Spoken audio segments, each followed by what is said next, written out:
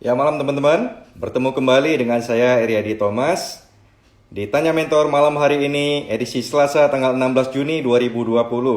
Kita akan kedatangan seorang narasumber yaitu Pak Agus Salim yang akan berbincang-bincang dengan kita malam hari ini.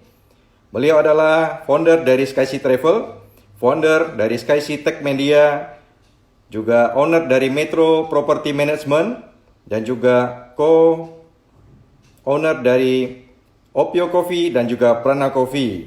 Ya, malam hari ini kita akan berbincang-bincang dengan beliau. Kita akan bahas bagaimana kisah hidup beliau dari seorang yang mantan dari dunia preman, begitu. Sehingga hari ini beliau transformasi luar biasa, sudah menjadi seorang yang suka sekali menolong orang. Kita akan undang Pak Agus Salim dari Medan. Halo semua yang sudah hadir, terima kasih sudah bergabung. Malam hari ini kita akan berbincang dengan Pak Agus Halo, Salim. Ya, akhirnya halo Pak Agus. Sudah akhirnya kelihatan? bisa jelas. Ini bagus, sudah mantap. Oke Pak, selamat Ini malam. kita malam Bro Eriadi. Ya, Kita hari ini muncul dadakan ini ya Bro ya. benar Tadi sekali Pak Agus. saya tulis di IG Live ini eh, edisi pemain cadangan ini karena teman kita ada yang lagi berhalangan. Jadi kita hari ini saya Agus dan Bro Eriadi jadi pemain utamanya hari ini. Silakan, mungkin pembukaan dulu Bro Eriadi. Iya Pak, benar Pak. Tidak, dengan hal demikian tidak membuat kita berhenti berbagi kebaikan ya Pak Agus. Ya, Ini benar. luar biasa, Pak Agus adalah seorang yang saya kagumi juga, Pak. Seorang yang memiliki beberapa usaha yang sukses, tapi juga seorang yang baik hati, selalu mau menolong orang lain gitu, Pak. Pak, perkenalannya Ya, tadi Bro. sudah, Pak. Tapi ini ada sedikit, Pak, tambahan gitu. Ada latar belakangnya begitu, Pak. Dari mantan ketua Silakan. geng gitu, Pak ya. Silakan. Nah, teman-teman pengen tahu ini Pak. Wah ini ketua geng, tapi hari ini bisa begitu baik, suka menolong orang lain. Gimana itu Pak? Dulu jadi ketua geng itu anggotanya banyak Pak ya? Mungkin saya bagi teman-teman yang hari ini baru ngelihat wajah saya perkenalkan diri kembali lagi. Nama saya Agus Salim dari Kota Medan. Yang di atas saya ini namanya Bro Eriadi, Ya, Central Apple Aceh, dari Aceh. Jadi malam ini kami dapat kesempatan kembali untuk hadir di IG Live-nya Tanya Mentor, mewakili teman kami yang lagi berhalangan. Dan malam ini kami akan mungkin ngambil topik yang agak ringan aja Bro ya, Bro Eriadi ya. Kita nggak mengambil topik yang berat-berat ya, karena memang benar agak tadi Pak. dadakan sedikit ini. Jadi, wah ini ada muncul ini. Ini William Hartono 77 ini salah satu teman baik saya dan anggota Nobo saya nih, muncul pula Nah, dia.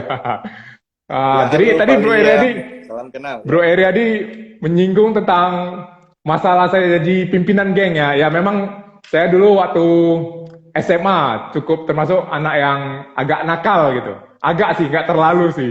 Karena pada saat SMA itu saya dipercayakan untuk memimpin geng anak-anak SMA. Geng anak-anak SMA.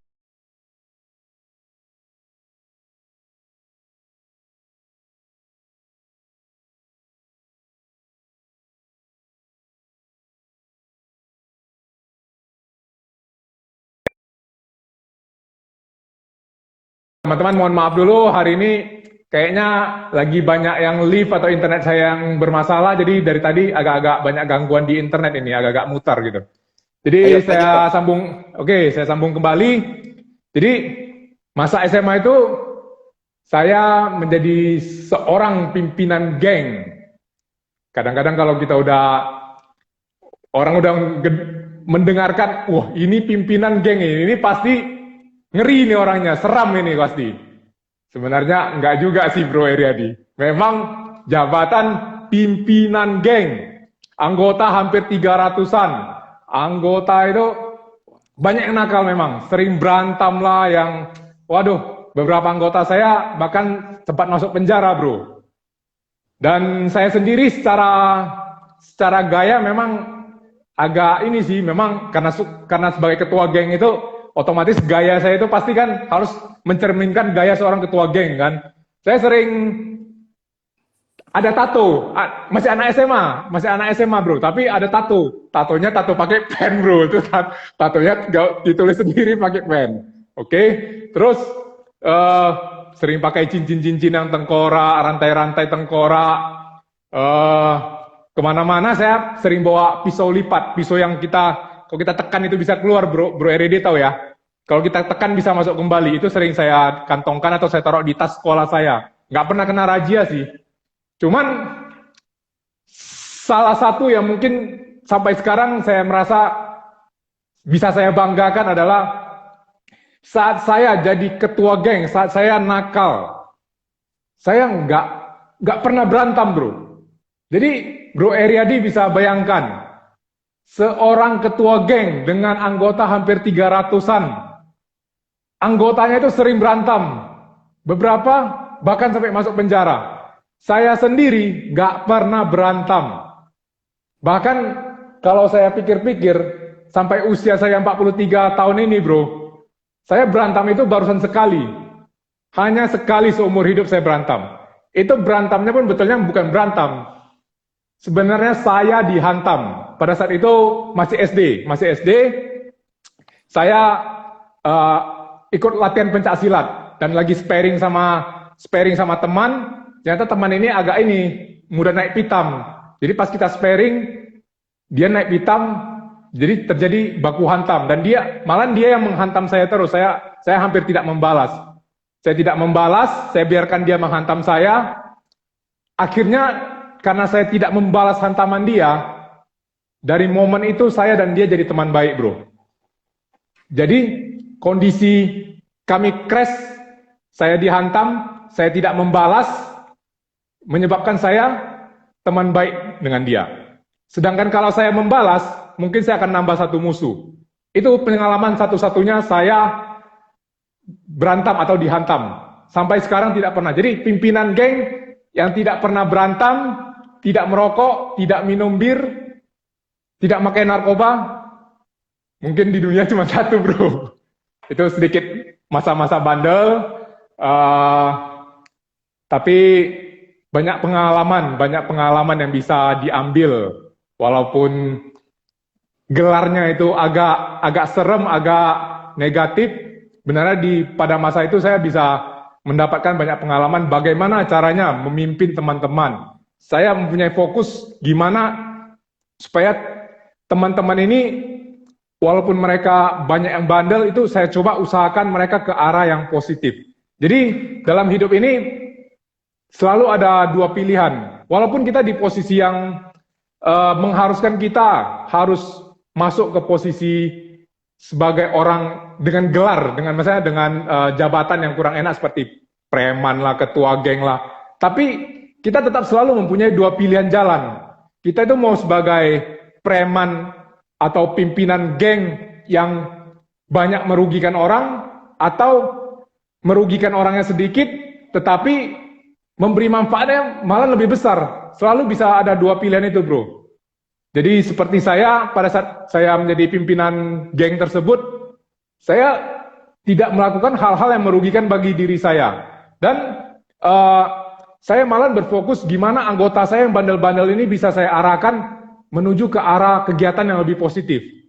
Dan seperti Bro Eriadi juga tahu cerita dari brother kita, Bro Tommy Wong. Bro Tommy Wong juga adalah mantan preman jalanan. Gelar yang cukup mengerikan kalau kita dengar. Kisah hidupnya Bro Tommy Wong ini luar biasa. Tapi Bro tahu juga kan apa yang dilakukan oleh Bro Tommy Wong ini. Beliau selaku preman jalanan yang mengumpulkan banyak anak-anak jalanan untuk menjadi bawahan dia. Tapi hal-hal tindakan yang dia lakukan itu bukan hal-hal yang merugikan orang lain. Dia malahan melindungi ibu-ibu pedagang, ibu-ibu warung yang di area mereka. Kalau ada preman-preman yang mau mengganggu ibu-ibu warung, mereka ini walaupun sebagai jabatannya preman jalanan, tapi mereka malahan membantu melindungi. Jadi selalu ada pilihan kan. Jadi mungkin sedikit nilai positif yang mungkin teman-teman bisa dapatkan, walaupun kondisi kehidupan ini mengharuskan Anda memegang gelar apa, mungkin Anda saat ini harus mendapatkan, karena kondisi hidup, tekanan hidup, Anda harus menjadi preman, menjadi perampok, tapi tetap saja ada pilihan. Ada pilihan, Anda itu mau jadi preman, mau jadi penjahat yang sangat merugikan, atau malahan merugikannya sedikit, memberi manfaatnya besar, seperti Robin Hood. Robin Hood juga seorang perampok, tapi yang dia rugikan itu sedikit, yang dia untungkan sangat banyak, sehingga masih oke lah gitu. Mungkin itu sekilas tentang premannya, jangan terlalu lama tentang premannya. Kira-kira ada apa lagi bro yang mau mau dikorek dari saya, silakan. Iya Pak, tapi kan sebenarnya begini ya Pak Agus, untuk menjadi seorang ketua geng itu saya pikir memang Pak Agus ini memiliki satu karisma yang luar biasa gitu Pak. Jadi saya melihat satu sisi positif daripada ceritanya Pak Agus, bahwa Pak Agus ini adalah satu sisi yang baik, yaitu mengayomi. Begitu ya Pak Agus, saya pikir benar ya. Walaupun mungkin nggak langsung turun tangan, ya. Mungkin ya banyak juga, saya dulu beberapa kali dan beberapa teman juga ya katakanlah tanda kutip mafia-mafia begitu ya Pak Agus, dan mereka juga banyak yang tidak turun tangan karena mereka hanya atur strategi dan anggota-anggotanya yang pada turun tangan begitu Pak. Nah, ada satu hal yang menarik bagi saya Pak, dan saya selalu berkata lebih baik mantan orang jahat daripada mantan orang baik begitu Pak ya. Setuju yes, ya, Pak? Yes, Jadi, itu salah satu yang paling penting bro. Itu salah satu pesan yang harus kita sampaikan. Pada masa lalu Anda itu mau gimana jeleknya pun gelar Anda, kehidupan Anda, perbuatan Anda, tapi usahakan secepat mungkin lakukan life changing, berubah menjadi orang yang baru, menjadi orang yang bermanfaat bagi dunia. Itu sangat penting. Jadi jangan dulunya sangat baik, malahan di kehidupan yang makin dewasa, makin tua, makin jahat, itu yang paling bahaya. Jadi mungkin bagi teman-teman yang masih sangat muda, masih SMA, masih usia 20-an tahun, kalau mau nakal silakanlah, mau nakal dulu gitu.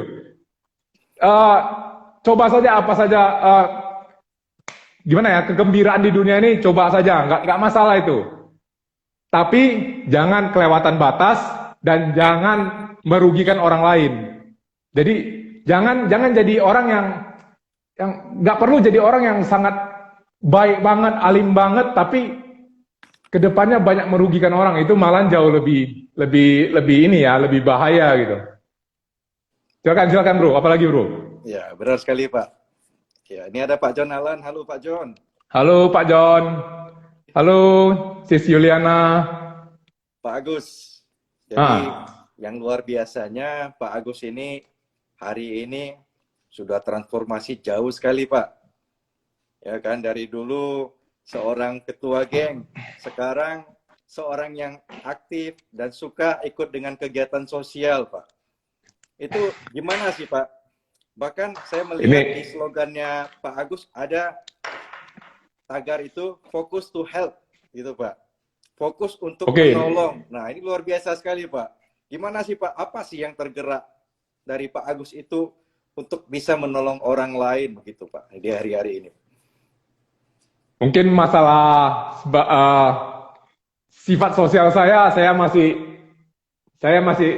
sangat belum sampai ke posisi yang gimana ya. Makanya tadi betulnya kita buat flyer hari ini judulnya Ketua Geng yang menjadi aktivis sosial gitu. Dan saya bilang ke Bro Eriadi, bro jangan dibilang saya sebagai aktivis sosial lah. Saya belum sampai ke posisi itu. Tapi saya akan berusaha sampai ke posisi saya memang patut disebut sebagai aktivis sosial. Itu memang impian saya. Tapi saat ini belum. Saya harus masih perlu banyak belajar. Jadi dari teman-teman ditanya mentor, dari kalau seperti Pak Anton, Bro Tommy, seperti Pak John Alan itu juga luar biasa. Saya masih perlu belajar untuk mencapai ke posisi sebagai seorang aktivis sosial. Dan mungkin untuk menjawab itu saya bisa bercerita flashback dulu bro ya. Saya ini Saya ini orang Tionghoa yang di masa kecil saya habiskan di kampung. Di kampung itu Besitang, ini perbatasan udah dekat antara perbatasan Sumatera Utara dengan Aceh, bro. Kampung kecil. Di sana teman saya 99% pribumi. Saya sangat ini ya, punya hubungan yang sangat dekat dengan teman-teman pribumi, teman-teman tahulah kehidupan kampung itu kan ekonomi teman-teman juga sangat banyak yang susah gitu. Dan dari kecil saya terbiasa bermain dengan mereka, bergaul dengan mereka. Saya juga sering bermain ke masjid. Bahkan mungkin ini satu hal yang mungkin saya rasa hampir tidak ada yang melakukannya, bro. Bro Eriadi bisa membayangkan, ini juga bisa dibilang agak menyombongkan diri ataupun suatu kebanggaan bagi saya, bro. Saya masih usia SD, bro. Itu usia kelas 5, kelas 6 SD. Setiap kali bulan puasa, saya akan bangun jam 2, jam 3 pagi, saya akan ikut jalan di jalanan kampung itu. Bro Eriadi bisa membayangkan, jalanan kampung kecil itu betapa gelapnya, tidak ada lampu penerangannya, bro. Kami biasanya pakai senter, atau saya ada kemarin dulu ada beli, nggak salah ada lampu yang di kepala itu ya. Bawa kentongan bambu, saya akan ikut sendirian tanpa ditemani orang tua saya. Usia kelas 5, kelas 6 SD. Setiap bulan puasa, itu salah satu hal yang paling saya sukai. Saya akan bangun pagi-pagi buta, ikut di jalan-jalan kampung itu mengetok kentongan bambu itu, bro, meneriakkan sahur untuk membangunkan teman-teman yang berpuasa. Jadi mungkin hal-hal seperti itu membuat saya terbangun karakter saya gitu. Dan saya juga sangat berterima kasih sekali dengan guru-guru saya di SD di masa kampung tersebut, karena beda banget. Guru-guru saya di SD itu yang mereka ajarkan itu mungkin 70%, 80% adalah pendidikan moral. Bagaimana caranya kita bersikap, bagaimana cara kita mempunyai prinsip hidup yang baik, menjadi manusia yang baik, pembauran, pergaulan. Jadi ini mungkin karena sedari kecil sudah tertanam di diri saya, ditambah lagi saya banyak bergaul dengan teman-teman pribumi, teman-teman di kampung yang kehidupan ekonominya cukup mengkhawatirkan. Di sana saya terbiasa untuk gimana sih caranya saya bisa baik kepada mereka, gimana sih caranya saya bisa membantu mereka gitu. Mungkin itu salah satu yang menyebabkan saya bisa cukup aktif di kegiatan-kegiatan sosial gitu, bro. Tapi walaupun sampai sekarang saya merasa apa yang saya lakukan itu masih sangat-sangat kecil, sangat-sangat sedikit sekali gitu. Itu dari kalau faktor dari saya masa kecil. Kalau setelah saya agak remaja, saya mungkin ada beberapa faktor juga yang membantu saya bisa aktif di kegiatan-kegiatan seperti ini. Saya bergabung di Leo Club. Leo Club ini adalah anaknya dari Lions Club. Jadi saya dari usia 20-an itu sudah aktif di Leo Club. Terus setelah saya menikah, saya masuk ke Lions Club. Jadi aktif di kegiatan organisasi sosial itu memang sudah mendarah daging gitu. Jadi mungkin itulah yang bisa membuat saya makin terlatih untuk selalu usahakan apa sih yang bisa saya lakukan untuk berbuat kebaikan. Kurang lebih itulah, bro, kira-kira, bro. Wah, luar Lanjut, biasa. bro, apalagi, bro? Luar biasa, Pak Agus, luar biasa. Ya, saya tahu juga Lions Club itu sungguh luar biasa dalam kegiatan sosial.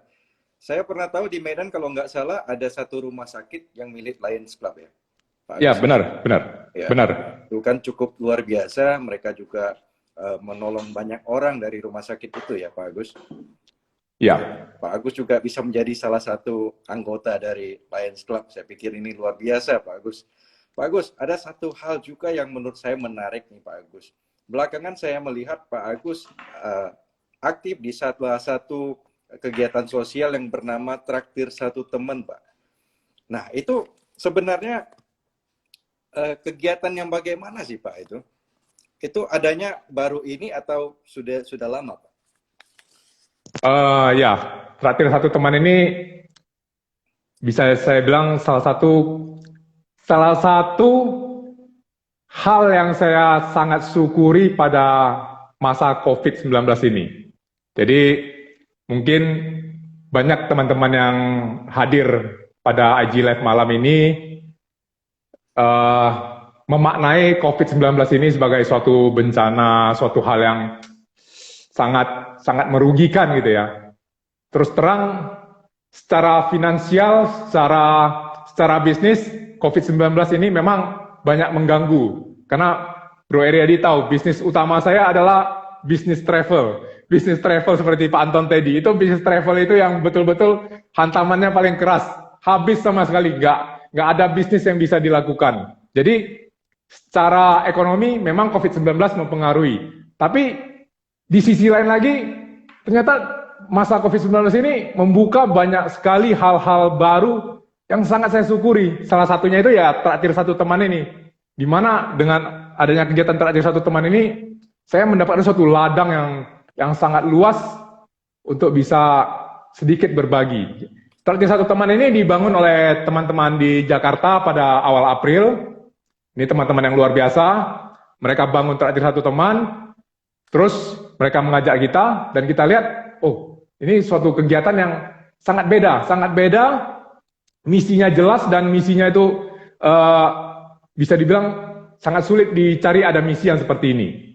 Mungkin kalau Bro Eriadi bisa lihat, kalau pada terutama masa-masa susah gini, orang yang baik banyak, orang yang mau berbuat baik juga sangat banyak, terutama yang melakukan bagi-bagi makanan secara gratis itu pasti sangat banyak.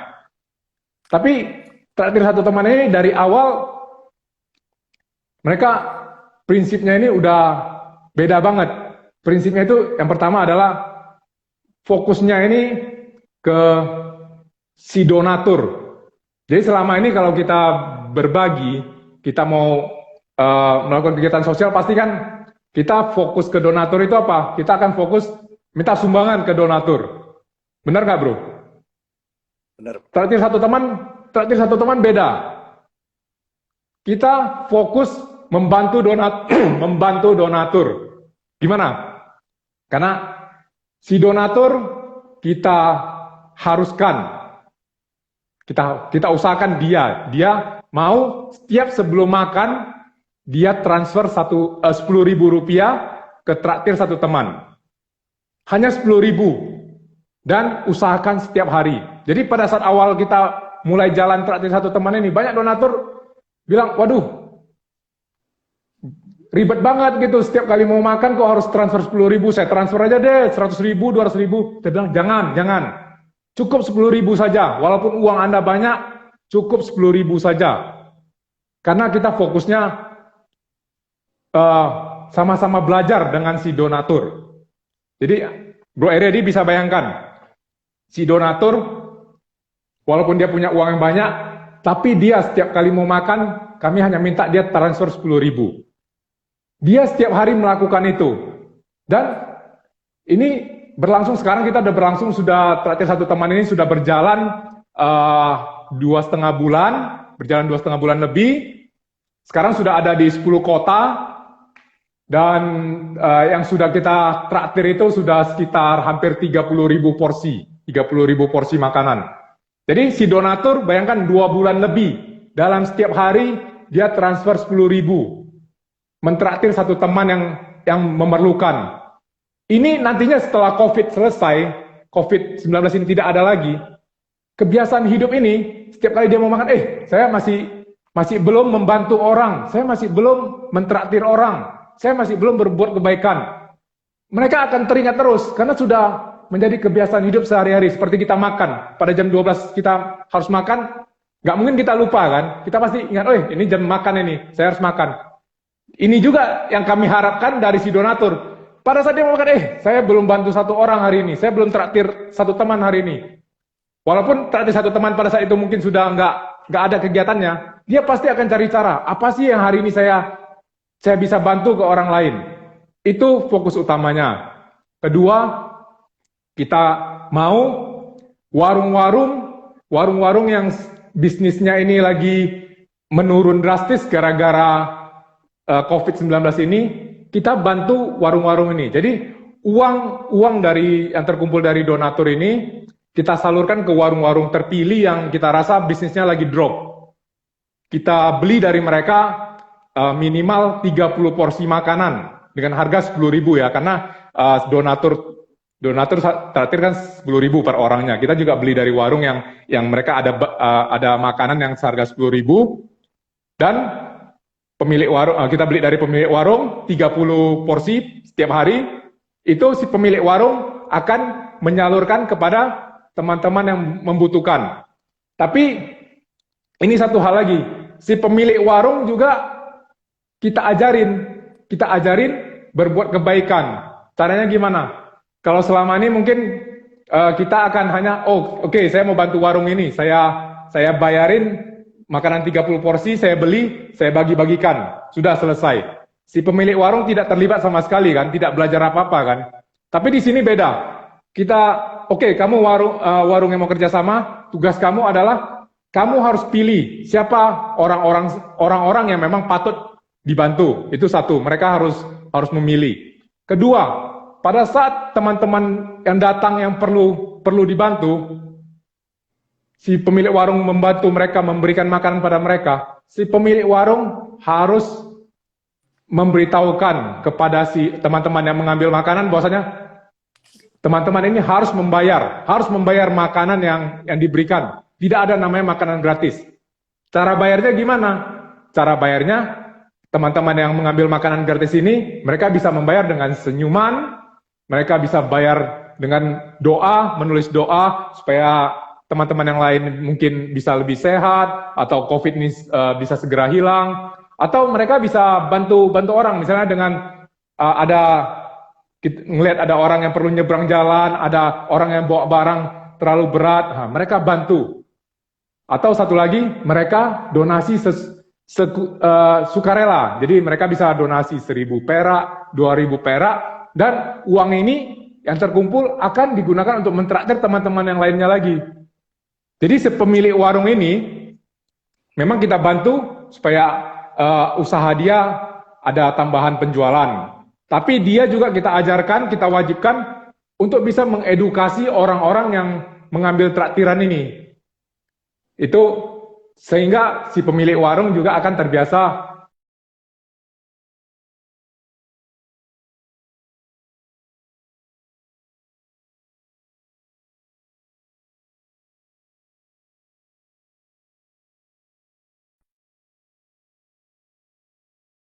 Bro Eriadi ini mutar lagi. Bro Eriadi dengar suara saya nggak ya? Iya Pak, ada sedikit. Masih ya, masih dengar ya? Saya pikir internet saya yang ngeheng. Yang ketiga adalah, yang ini salah satu yang paling pentingnya adalah di sini. Teman-teman yang kita traktir, yang mengambil makanan gratis ini yang paling penting, mereka harus bayar. Tidak ada namanya ambil makanan gratis, tidak ada traktir satu teman sama saya, tidak ada bagi makanan gratis. Mereka ambil, mereka harus bayar. Ya bayarnya seperti yang tadi saya bilang. Mereka boleh bayar dengan senyuman ke 5 orang, bisa dengan menulis doa, dengan berdoa, dengan bantu orang lain, ataupun mereka melakukan sumbangan sukarela.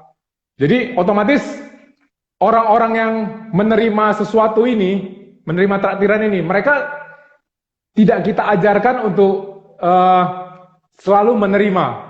Jadi pada saat mereka menerima, mereka langsung juga memberi kembali, berbagi kembali, memberikan kebaikan kembali. Ini yang sangat-sangat penting, dan selama ini salah satu hal yang dari kami teman-teman di Traktir Satu Teman yang sangat kami bahagia, kami sebut sebagai virus kebaikan sudah menyebar. Karena dalam perjalanan 2,5 bulan ini, bro, Anda bisa bayangkan sangat banyak teman-teman yang mungkin dia pemulung, bro, pemulung ataupun tukang becak yang ekonominya hancur-hancuran. Mereka datang sekali ngambil makanan. Oke, dikasih tahu caranya harus bayar ya, bayar dengan berbuat kebaikan, dengan senyum, dengan doa, atau dengan menyumbang kembali. Kedua kali ngambil makanan. Setelah itu beberapa hari lagi datang, mereka nggak mau ngambil makanannya, bro. Mereka sama sekali tidak mau mengambil makanannya. Mereka hanya datang untuk menyumbang kembali, bro. Menyumbang 10.000 untuk traktir teman lain. Jadi, Bro Eriadi bisa bayangkan, seorang pemulung yang ekonominya setengah mati, yang seumur hidupnya mungkin mengharapkan belas kasihan dari orang lain, tiba-tiba sekarang dia hanya mengambil 1-2 kali di warung-warung dari traktir satu teman ini, karena diedukasi bahwasannya kita harus ikut berbagi kembali, ikut berbuat kebaikan. Akhirnya mereka jadi orang yang malahan menyumbang, bro. Itu suatu hal yang luar biasa sekali.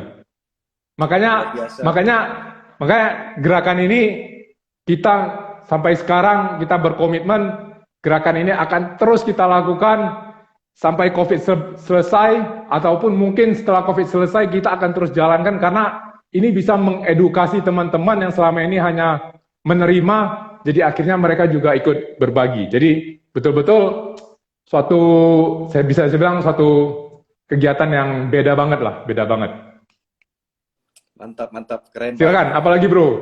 Oke Pak Agus, sebelum kita lanjutkan, teman-teman kalau ada yang mau bertanya, mau komentar, boleh langsung di bawah ini di kolom komentar. Ya, ini kayaknya ada 3 hal yang luar biasa ya. Biasa donatur itu hanya memberi, ini perantara, yang penjual makanan begitu ya Pak Agus. Yang ketiga hanya penerima. Tapi ini bisa 3-tiganya semua aktif ya, gitu ya Pak Agus ya. Nah ini sungguh luar biasa. Pak Agus, kalau seandainya teman-teman atau saya atau kita yang lain mau ikutan dengan traktir satu teman ini, gimana sih caranya Pak Agus? Atau ada syarat-syaratnya bagaimana Pak? Yang cara yang paling mudah, ini ada beberapa teman juga yang dari traktir satu teman kayaknya hadir juga. Cara yang paling mudah, ikutin dulu Instagram @traktir satu teman. @traktir satu teman, ya, mungkin bukan @traktir satu teman. Ya. Boleh diketikkan Pak, nanti kita sematkan. Oke, boleh. Ya, @traktir satu teman. Bisa lihat-lihat dulu, follow Instagramnya, lihat-lihat kegiatannya. Di sana juga ada banyak ininya ya, banyak kontak number yang bisa dihubungi. Dan ini sistemnya per kota, bro. Ini kegiatan ini kita nggak ada bilang, oh ini traktir satu teman ini saya yang bangun, saya pimpinannya, ini punya saya. Enggak, bro. Ini kegiatan yang kita mau menyebar, siapapun boleh buat. Jadi misalnya Bro Eriadi kepingin ikutan bergerak membantu traktir satu teman sebagai bagian dari traktir satu teman. Bro Eriadi tinggal nyari warung di Aceh, terus nyari teman-teman yang mau jadi donatur yang setiap kali mau makan mau transfer 10.000, udah jalan. Itu udah nggak banyak ribet-ribetnya sih, dan Bro Eriadi dan teman-teman sudah merupakan keluarga besar dari traktir satu teman gitu. Jadi nggak ada struktur organisasi yang ribet-ribet, yang ini milik siapa atau apa, enggak. Jadi siapapun bisa menjalankan traktir satu teman, ataupun teman-teman yang lain melihat bahwasannya gerakan traktir, prinsip dari gerakan traktir satu teman ini cukup masuk akal, cukup menarik, silakan ditiru dengan nama gerakan Anda sendiri gitu. Tidak perlu pakai nama traktir satu teman. Yang penting kita sama-sama bisa berbuat kebaikan, bisa berbagi, dan caranya itu yang agak tepat sasaran. Jangan kita hanya minta uang dari donatur, kumpulkan uang yang banyak, dalam satu hari kita drop 1.000 bungkus itu, bagikan habis, udah nggak ada pelajaran yang bisa diterima oleh orang-orang yang menerima makanan tersebut. Si donatur juga mengeluarkan uang banyak juga, ya mungkin ada dapat pahalanya pasti, cuman nggak akan beda sekali dengan sistem yang diterapkan di traktir satu teman, di mana donatur walaupun punya uang banyak, mereka mau nyumbang banyak pun kita suruh nyumbangnya 10.000. Ini memang agak gerakan yang betul-betul beda gitu, bro. Sama-sama kita belajar jadinya, betul-betul fokusnya belajar berbagi, belajar berbuat kebaikan, dan itu dijadikan suatu kebiasaan hidup gitu. Jadi nanti kalau teman-teman mau bergabung, ikutin Instagramnya traktir satu teman, teman-teman berada di kota apa, misalnya yang berada di Jakarta, nanti gabungnya ke traktir satu teman Jakarta gitu. Yang di kota Medan bisa hubungi saya atau rekan saya kemarin yang hadir Sabtu kemarin, Bro Junianto Tunggal, itu untuk Medan memang kita berdua yang fokus untuk menjalankan. Dan kalau mungkin teman-teman yang hadir di IG Live malam ini kepikiran, wah ini traktir satu teman ini kayaknya cukup positif ini. Saya kepingin supaya kota saya ada gerakan traktir satu teman. Silakan hubungi saya. Anda bisa langsung buka di sana, mudah kok. Mudah untuk prosedurnya itu mudah sekali, tidak ada ribet-ribet. Yang penting misinya itu bisa kita jalankan sesuai yang sudah ditetapkan dan sama-sama kita bisa belajar berbuat kebaikan. Hanya itu saja sih. Wah, ini Bro Suripan masuk nih. Tidak ada makanan siang gratis. Yang dapat makanan gratis mesti berbuat kebaikan untuk yang lain. Ini gerakan. Nah, thank you Bro Suripan. Bro Suripan ini memang, waduh, luar biasa. Thank you Bro. Tadi kan ya, lanjut. Kita mau bergabung sebagai penyelenggara mungkin Pak Agus. Tapi kalau misalnya ini teman-teman masih baru mau menjadi anggota, jadi donatur begitu, gimana caranya Pak Agus? Jadi donatur? Jadi donatur. Maksudnya mau? Ya, kalau makanya saya bilang tergantung mau join kemana sih. Kan kita banyak kota gitu. Kalau kita lebih sarankan misalnya lokasi tinggalnya di Jakarta, entar tinggal join ke traktir satu teman yang grupnya Jakarta. Jadi kita buat banyak WhatsApp grupnya itu beda-beda. Jadi ini ada WhatsApp grup yang khusus donatur dan teman-teman sukarelawan traktir satu teman Jakarta. Ini yang khusus Medan. Jadi nanti kalau misalnya yang di Jakarta, silakan nanti kita arahkan untuk masuk yang ke grupnya di Jakarta. Jadi dananya itu juga untuk disumbangkan ke teman-teman di traktir, untuk mentraktir teman-teman di Jakarta gitu bro. Jadi tergantung kotanya di mana.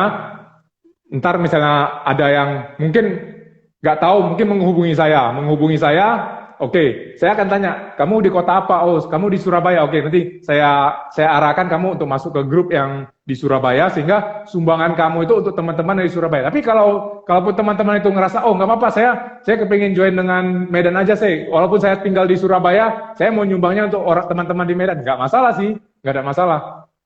Dan kami sebenarnya lebih suka lagi kalau teman-teman yang hadir, teman-teman yang pernah dengar tentang traktir satu teman ini bisa membangun gerakan ini sendiri dengan nama traktir satu teman atau dengan nama sendiri. Itu yang paling kami harapkan. Jadi seluruh Indonesia ini banyak gerakan positif seperti ini yang tepat sasaran. Mudah-mudahan banyak sekali orang-orang yang akan terbantu dan orang-orang yang bisa menjadi lebih baik. Karena kan kita sama-sama belajar ya, tidak hanya gratisan gitu, enggak sih. Apalagi bro? Ya luar biasa sekali Pak. Jadi kalau jangan asik bilang luar biasa, saya masih belum ada apa-apanya bro. Betul, saya masih belum apa-apanya. Luar biasa, jangan. Oke ya. Jadi yang untuk di Medan bisa DM ke Pak Agus ya, mungkin nanti kalau tidak mengerti atau pengen misalnya melakukan.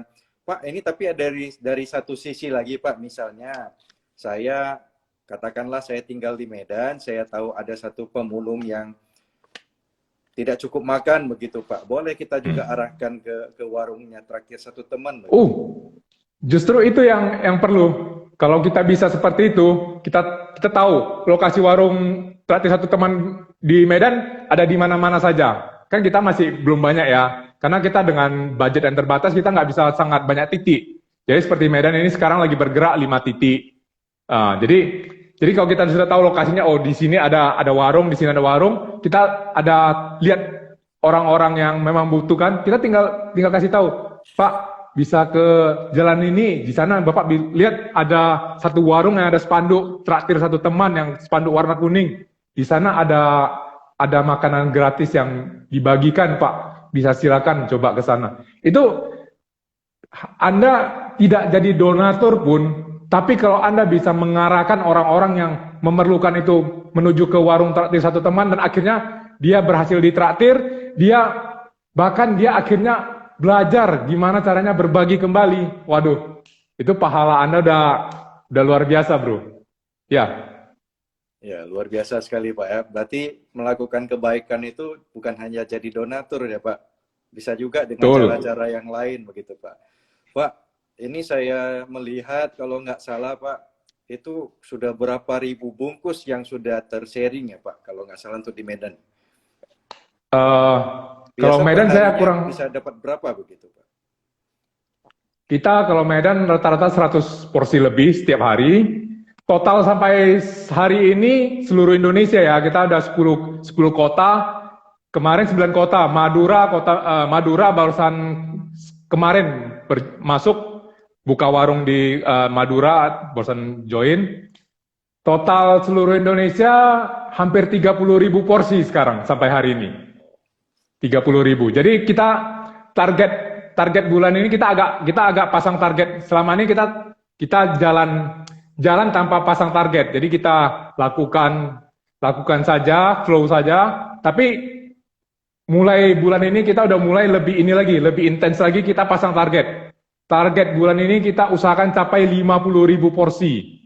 Jadi dengan adanya target, kita akan lebih fokus lagi mencari lokasi-lokasi baru, warung-warung baru, teman-teman baru yang mau ikutan menjadi donatur.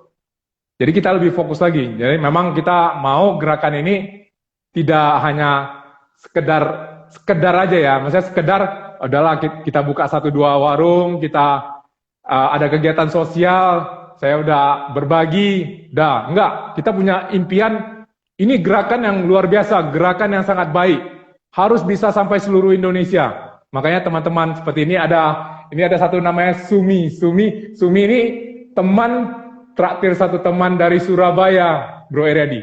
Dan Cisumi ini, waduh, di traktir satu teman ini, Cisumi ini, saya bilang orang yang paling luar biasa, paling semangat. Beliau bahkan sudah bisa mengkoordinir teman-teman dari media, dari SBO TV Surabaya untuk bantu mempromosikan traktir satu teman. Kedepannya juga mudah-mudahan Metro TV juga akan mewawancara Cisumi ini untuk memberitahukan tentang gerakan traktir satu teman ini supaya efeknya makin banyak orang yang tahu bahwasanya ini gerakan yang bagus loh, ini cara berbagi yang benar loh, yang luar biasa loh. Anda silakan tiru, tidak perlu pakai nama traktir satu teman, tiru caranya karena memang caranya saya rasa ini salah satu cara yang paling efektif dan salah satu cara yang benar banget gitu. Aceh gimana bro? Mainkan bro? Boleh Pak, nanti kita jalankan Pak. Ya, salam kenal. Siap, mantap. Luar biasa. Sumi ini luar biasa. Saya sungguh bahagia bisa mengenal orang-orang yang luar biasa seperti Pak Agus, Bu Sumi dan teman-teman yang traktir satu teman semua. Begitu Pak. Pak, ini sebenarnya kegiatan ini hanya awalnya untuk COVID atau bagaimana Pak? Atau mungkin nanti setelah COVID kita akan terus diperpanjang Pak? Iya benar, memang awalnya teman-teman di Jakarta waktu awalnya itu hanya idenya nggak kepikiran juga sih bisa sampai sebesar ini sih. Jadi idenya karena masa COVID ini banyak orang yang susah, terutama awalnya itu mereka lebih menyasar ke teman-teman yang harus walaupun masa COVID tetap gimana pun harus keluar, harus di luar. Seperti teman-teman dari Gojek, Grab, supir taksi, dan mereka pasti pada saat ini kehilangan orderan yang sangat besar. Jadi fokus awalnya untuk membantu teman-teman yang seperti ini, sembari mengajarkan cara berbagi ke donatur, membantu si pemilik warung dan ke teman-teman ini gitu.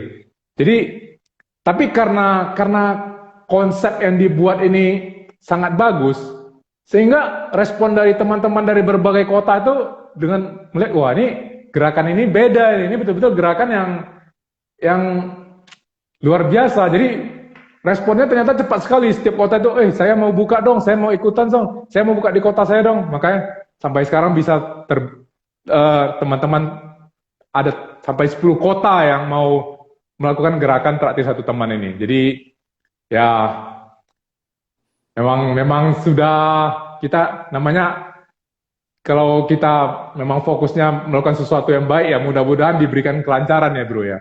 Amin. Itu sih.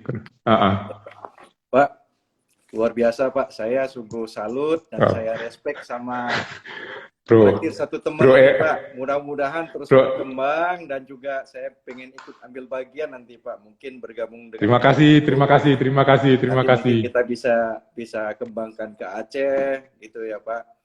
Pak, nggak terasa Pasti, nih pasti. Pak, ya, hanya tinggal 3 menit nih Pak. Tinggal 3 menit, waduh, Waktu kalau gitu kita karena harus saya tahu Pak Agus harus juga nanti akhiri. ada Iya, Zoom meeting ya Pak. Nah, benar, jadi jam 8 ini kita ada hanya Zoom meeting lagi, harus lanjut lagi. tinggal 3 menit Pak. Nah, gini Pak, mungkin dari Pak Agus nih, kita minta sebagai mentor kita, apa sih Pak Agus kiat-kiatnya menjadi seseorang yang suka berbagi, suka menolong begitu Pak. Sekalipun kita dari latar belakang yang mungkin tidak terlalu baik, mungkin latar belakang yang buruk, ya itu mungkin bisa kita lupakan gitu ya Pak. Tapi bagaimana kita boleh melihat ke depan gitu Pak. Nah mungkin kita minta Pak Agus kasih kiat-kiatnya begitu Pak. Kalau saya ini kadang kalau udah disuruh kasih kiat-kiat, kepala saya agak blank juga nih bro. Saya biasanya lebih mudah disuruh saya untuk melakukan daripada memberikan teori-teori gimana caranya gitu. Tapi nggak apa-apa. Saran saya kepada teman-teman, saya yakin teman-teman mungkin yang hadir di IG Live hari ini, saya nggak perlu kasih kiat-kiat lagi. Yang hadir di IG Live malam ini semuanya saya lihat nama-nama yang sudah merupakan orang-orang yang luar biasa. Ya udah hebat banget. Malahan saya Agus Salim, saya harus belajar dari teman-teman yang hadir di IG Live malam ini. Tapi sedikit yang saya mau sharing adalah hidup kita ini sebenarnya nggak gimana ya, cukup pendek sih, cukup pendek. Nggak banyak hal yang perlu dikejar. Yang perlu kita lakukan dalam hidup ini sebenarnya hanya kita bisa hidup tenang, bahagia, dan bisa membuat orang lain bahagia. Kalau kita sudah bisa menanam prinsip itu pada diri kita, bro, hidup kita ini tidak perlu ribet-ribet, tidak perlu banyak yang diinikan. Kita hanya perlu hidup tenang, bahagia, dan membuat orang lain bahagia. Otomatis saya rasa tindakan yang Anda lakukan setiap hari itu pasti akan merupakan tindakan-tindakan yang positif dan baik, yang tidak akan merugikan orang lain, dan tindakan-tindakan yang pasti akan membuat Anda jadi orang yang jauh lebih bahagia. Jadi nggak usah ribet-ribet, nggak usah pakai teori apa-apa, nggak usah pakai kiat apa-apa, tanamkan ke diri Anda aja. Hidup ini pendek. Saya nikmati hidup ini dengan baik-baik, jadi orang yang bahagia, dan saya bisa membahagiakan orang lain.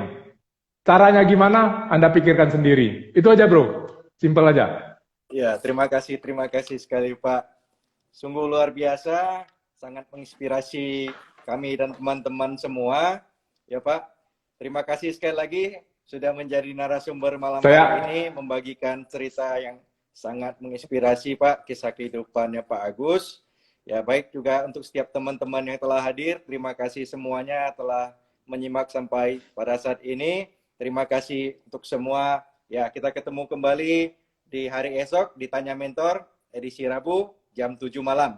Bersama saya juga. Terima kasih. Besok malam kita kedatangan narasumber yaitu Ko Ruby Herman.